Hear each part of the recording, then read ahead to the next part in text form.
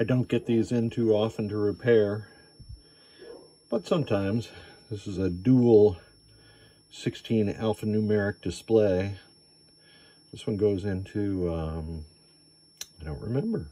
Anyway, as you saw in the images that I rolled in, originally segment B, which is this segment, the upper right vertical segment on player 2 was locked on, and you can see that it is no longer locked on, and the root cause of that was a failed UDN 7180, which is a high voltage transistor array, and I scavenged those out of parted display panels. So this one is back in business.